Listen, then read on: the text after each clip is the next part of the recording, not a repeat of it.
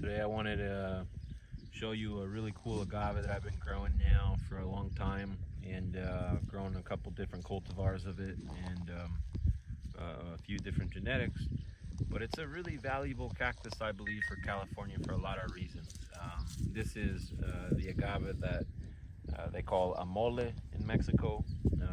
It's actually got a really large range from the northern part of Mexico into the central part of Mexico, where I'm from in Jalisco, and it's native to Jalisco, so it's native to lots of states. But here in California, it's a really good agave because it has a lot of potential to be dry farmed. So here, off 2 inches of rain, we're dry farming them just off whatever comes out in the rain.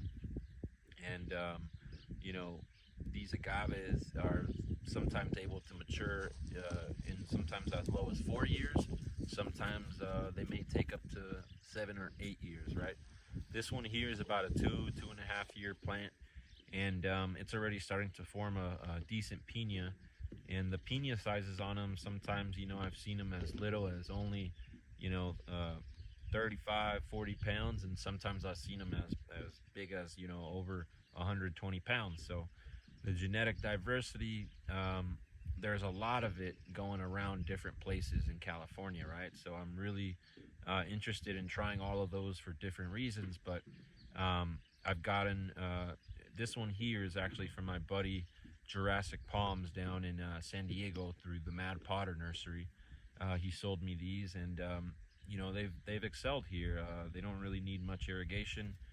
Some of them grow fairly quickly, as I mentioned, comparable to an Agave tequiliana, just for much less water.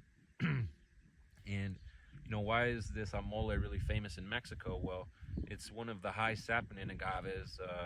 Think Jabalí is one of these high saponin agaves too. And these are actually a lot of the flavors that I really love behind agave spirits made out of Jabalí, right? So when I wanted to explore a spirit, I wanted something that was native from where I was born in Jalisco, and something that was high in saponins. And Agave Vilmoriana, which is the scientific name for this agave, actually fit that bill. And these saponins can be used to make soaps and detergents.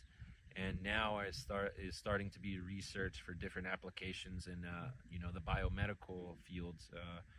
Some research in saponins fighting and treating cancer, and this is an agave that's really high in saponins. So I boil it down to this for California farmers: you can dry farm this agave, you can grow it pretty quickly, and it also can sell very well into the landscaping.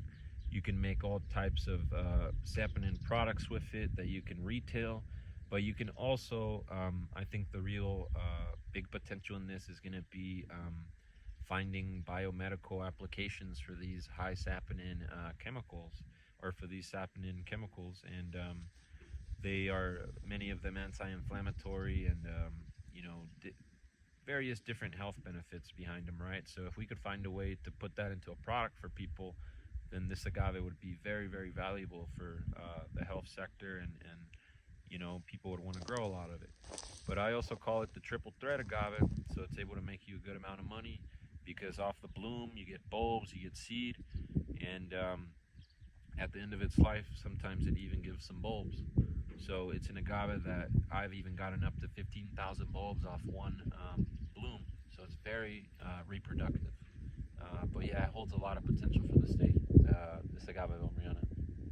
Steve, I was going to ask, what are some common issues, if any, that you've had with this plant? Well, the biggest issue with Agave Vilmoriana that I've seen is actually in the distillation stage. So when I was talking with my family in Mexico, my grandpa had told me that they distilled it, and it was native around the town that I was born, and I would walk around it and see them. But when I asked modern day people in my town if they had distilled them, they told me it was impossible because of the high saponins. And a lot of people I know, when they began distilling Jabalí, believed the same thing. So I kind of, prove that it wasn't impossible, have utilized it in lots of different ways, including, distilling it and making wine from the pinas. And Yeah, the biggest challenge is during the processing or the distillation stage, those saponins cause you lots of issues and can actually cause high pressure buildup in your stills.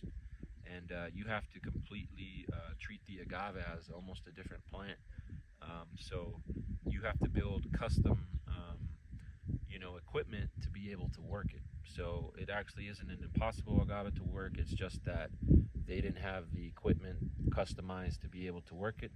So now we've pretty much gotten over that hump, and it should be an agave that people can utilize relatively easily on the distillation side. That was great.